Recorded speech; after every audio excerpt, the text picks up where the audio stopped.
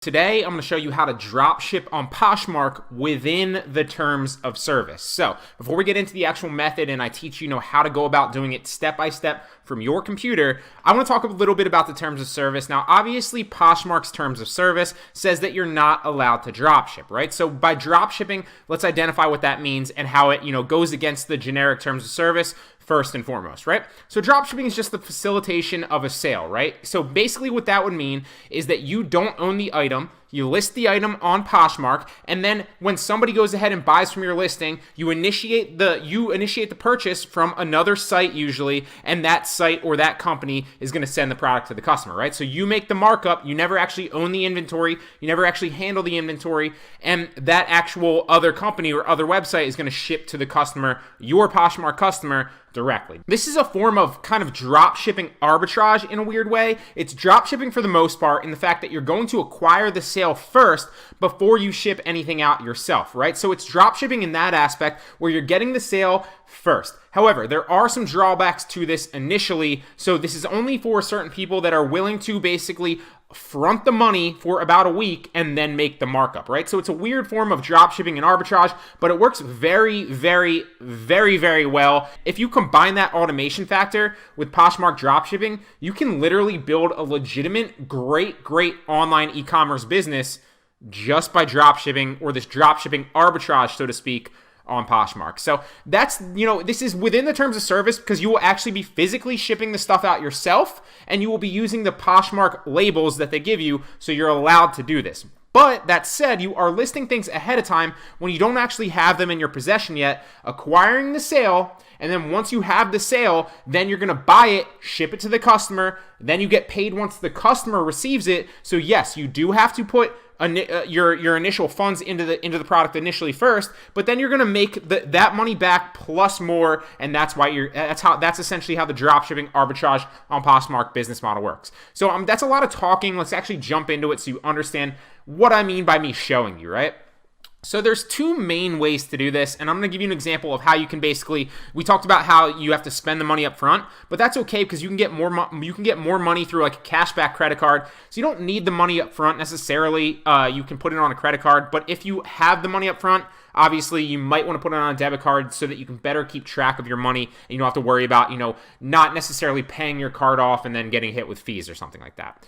So there's two main ways to do this, right? You can do it first and foremost on Amazon with Amazon Prime, because on Poshmark, you have 2 days to ship the item. So if you have Amazon Prime, you can list Amazon Prime products on Poshmark, and then when somebody buys it, you simply buy it via Prime. It comes to your house in 2 days, sometimes 1 day, and then you can initiate the shipment maybe a day ahead of time and then ship it out when it comes, or you can wait till you get it 2 days from then and then ship it out when it comes, right? So that's still within the terms of service on Poshmark because you have 2 days to ship the product out. You're getting the product to you within 2 days via Amazon Prime, right? And then you're going to ship it out physically yourself with the Poshmark tag. Now, obviously, there's only a few things that you really need to keep in mind with that, and I'll run you through an example listing here in this video in a second. But the main thing that you need to worry about is price changes.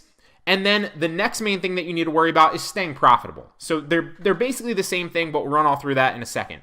Now, the second way, which I don't actually do, but I do know other people that do this, is by using like a retail store near you, right? So there are many ways to do that essentially, but you can go to like Walmart, or you can go to Target, or you can go to like GameStop, or you can go to any store around you and basically look on clearance or what they have and see, if they have a number of a clearance item or a sale item or any item at a certain price that you feel like you can sell higher on Poshmark. If it's like a clothing item, right? So you go to Target and they list a certain item for like $12, right? Then you're going to buy one of those items, take the product pictures, or even do that on Target.com because you can get free 2-day shipping on Target.com too, and I think on Walmart as well.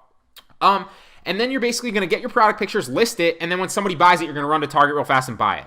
And then as you automate, you'll start to make more and more sales with that listing. You'll start to see which listings work better, and that's another form of doing it. So it's like kind of like retail drop shipping / retail arbitrage in a weird way on Poshmark.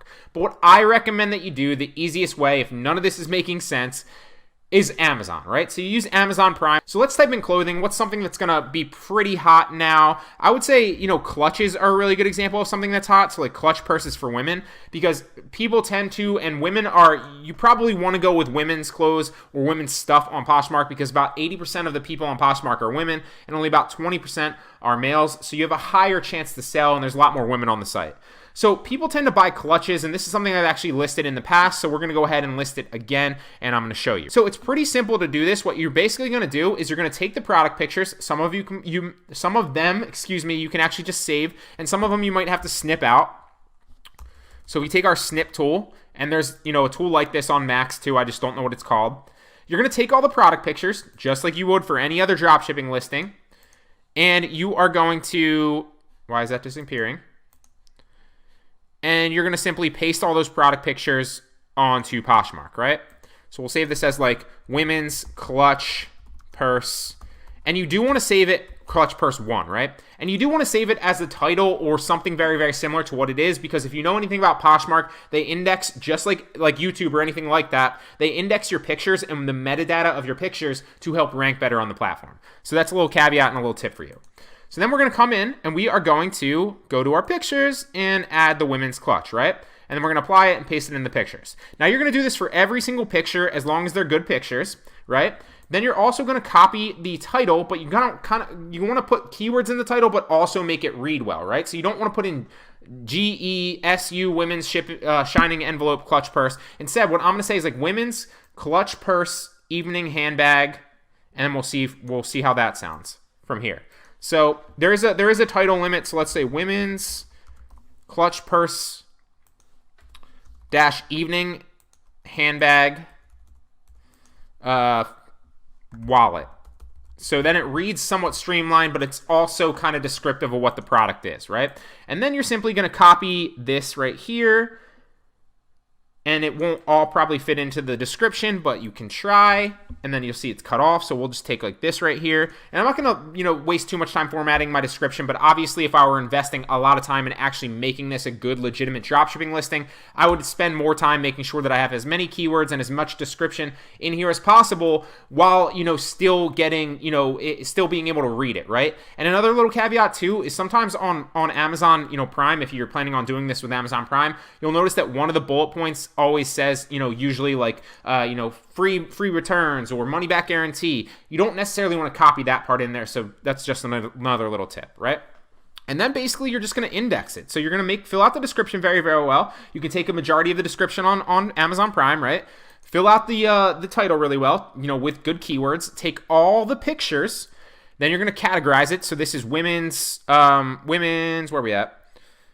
Women's bags, women's wallets, or was there clutch there?